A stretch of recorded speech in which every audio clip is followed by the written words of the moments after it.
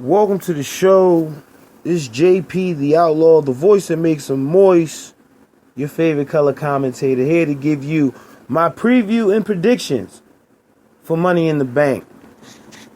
And seeing how this pay-per-view shaking up with everything that they got going on in here, I'm going to give you a quick rundown.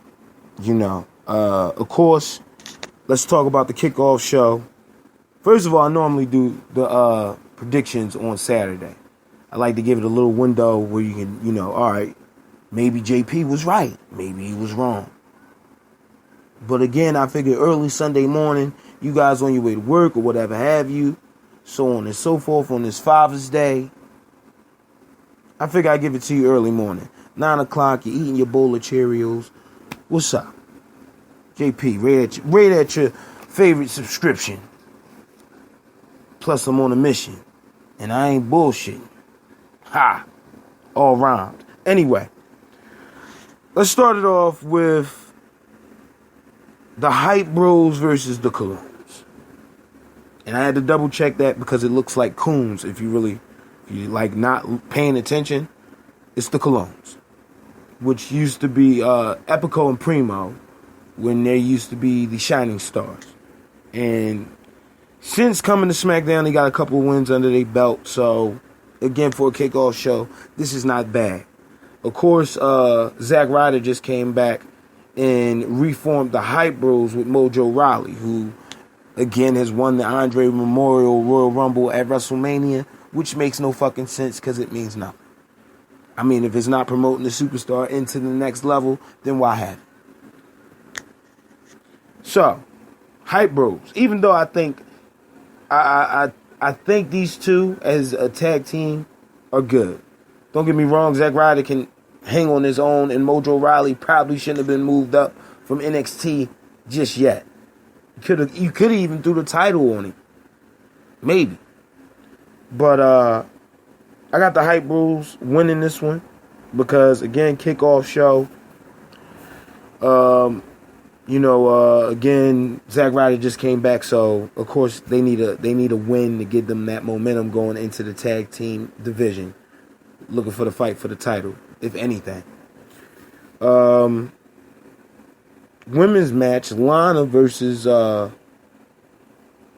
Naomi here. Okay, now I don't think Lana should be fighting for the women's title. Even if you were going to do if you want to do anything with Lana, anything, you should have had her on the kickoff show. Like a second match on the kickoff show. And you have her go up against one of the jobbers in NXT. Because y'all done that before.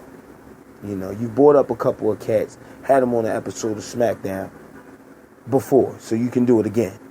It would have made a little bit more sense just for her to get some type of ring know-how and awareness before she goes into a big match and make an ass out of herself. And I hope that's not what's going to happen, but it wouldn't surprise me if it did.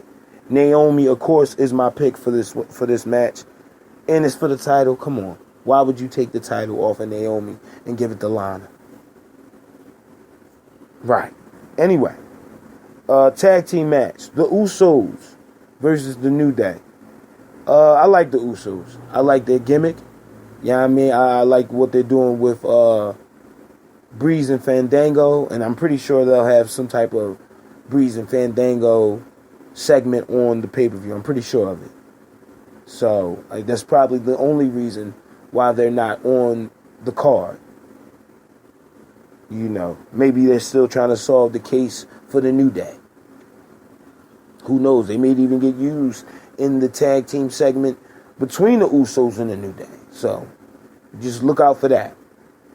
Of course, I got the New Day winning here. Big E just found out that JoJo was cheating with Bray Wyatt. And, that's something I'm going to report on later today. Because I feel as though I got to give you guys a couple more. It's a lot of news going on, and I don't want to fall behind on the news. Okay, next episode will be me reporting the free agent, how I feel about free agent John Cena. Also, Mojo and Bray Wyatt, this whole big thing with the divorce and everything. I'm going to report on that. What I can report. Because I try not to, that's marital stuff. You don't want to get involved with that. I mean, you may say something wrong. Somebody may take offense to it. Next thing you know, you're sued. You get what I'm saying? Nah. Yeah. New Day coming back. They just had, Xavier Woods just had Samoa Joe on Up, Down. Up, Down, the gaming joint. If anybody didn't know about that. New Day is always has their hands in the mix of a lot of things, especially involving the WWE. So I don't see why they wouldn't have the titles. Like, why wouldn't you give them the titles? If you don't give it to them now, again, SummerSlam right around the corner. You can give it to them there. But if you don't do it now, I feel as though they probably will do it. So it's like 9 times out of 10. They had a fucking live band on the Go Home show. So come on. The WWE Championship. Randy Orton versus Jinder Mahal. Now, this is how I feel about Jinder. Again, I just stated that, again, you didn't properly build him when I was just talking about Mojo Rawley. You didn't properly build him. And Jinder keeping the title wouldn't make more sense. I doubt if they'll give Randy Orton his 15th title reign heading into SummerSlam with the All-American John Cena returning, becoming a free agent. You would have to believe, and this is how fucked up the WWE is, you would have to believe that Brock Lesnar will not make another appearance maybe until like Survivor Series. He will keep the title after SummerSlam. They may be changing their mind, but they're going to go with their plans for WrestleMania. Because again, their objective is to put Roman Reigns over. Now, with this John Cena thing, which I'll touch on later today a little bit more, you would have to believe, with John Cena being a free agent, and you already have a foreign champion in Jinder Mahal, foreign champion, and he's the All-American, and he's a free agent, which means he can bounce back and forth between Raw and SmackDown.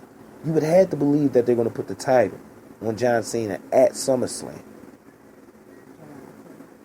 July 4th episode is just building to their feud.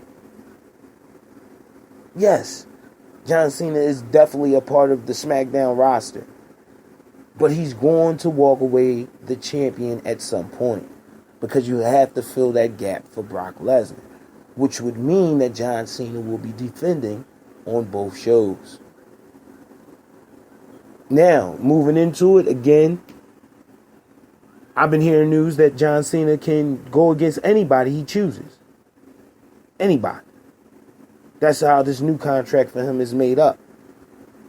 But again, the lack of a draw, of course, with the horrible ratings for Raw and the ratings drop for SmackDown, John Cena is necessary on both shows. I get it. Because you're not getting Brock Lesnar every other day on Raw. I get it. But again, just wait and see. I don't think this is the end of the brand split. I think this is filling that gap of your Undertakers, your H's, your Brock Lesnar's. You don't have anybody else of that caliber. Maybe a Orton, but maybe. You get what I'm saying? That could bounce back and forth between shows. John Cena is probably that guy. So, and they'll build all this defending championship shit against, Raw and SmackDown. They'll build that up. You'll see. John Cena is the Cody Rhodes of fucking WWE. That's what John Cena is. So, Randy Orton, of course, in his hometown, in front of his grandfather, and other members of his family plus Ric Flair, Orton is losing. Simple. I'm going gender. Now, the Money in the Bank women's ladder match. You got Tamina, Carmella, Becky Lynch, and Charlotte at the current moment. Now, I've been hearing rumors that, again, Maria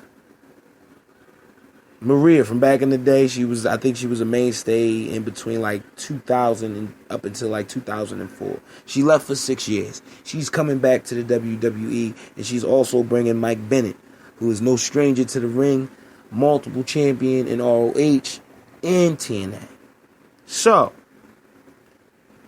there's reports out there saying that they will be at the pay-per-view. I don't think they'll be involved in the pay-per-view at all.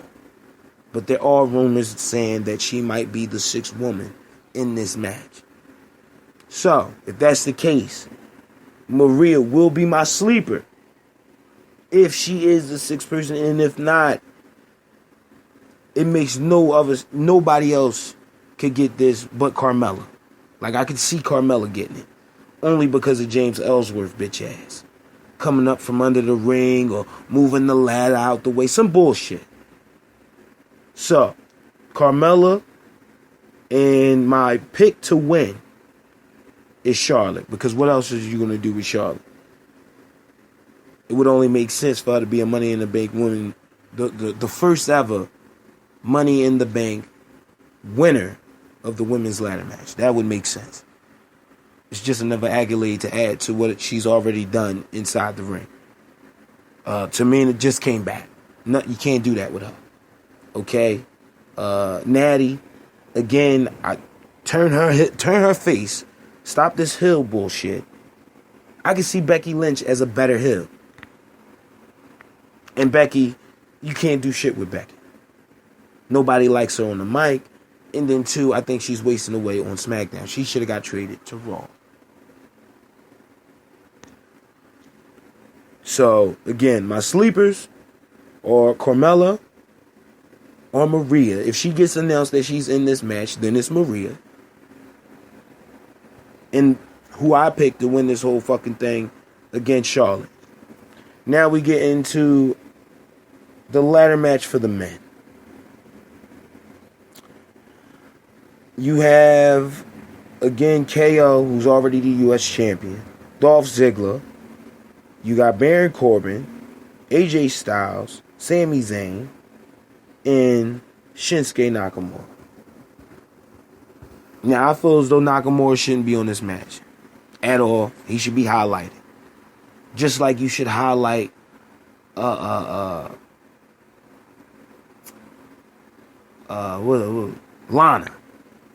Lana should have been on the pre-show because you're building a star. You're not. You dig me? It doesn't make any sense to have him already involved in this profile match. Now, that doesn't mean I doesn't think he's going to win. I don't have him down as my sleeper. But if he does win, how do you book him cashing in Money in the Bank? Against who? Now I came up with my own scenario. I just gave you my rundown with John Cena. I would say about Survivor Series. You have Shinsuke Nakamura cash in Money in the Bank to beat John Cena. Now, you know John Cena will be defending the WWE World Heavyweight Championship on both brands at this point. Again, submitting his title reign, beating Ric Flair 16 times, making him the 17th time WWE World Championship. But the even better story on the other side, eclipsing that, would be Shinsuke Nakamura being the first ever. Well, let me look into that. He may not be the first ever because right. I can't think of his name. Let me research it. I'll give you the answer to that on the next show. But Given just the competitors in this match, Kevin Owens, U.S. Championship, he should be in his own.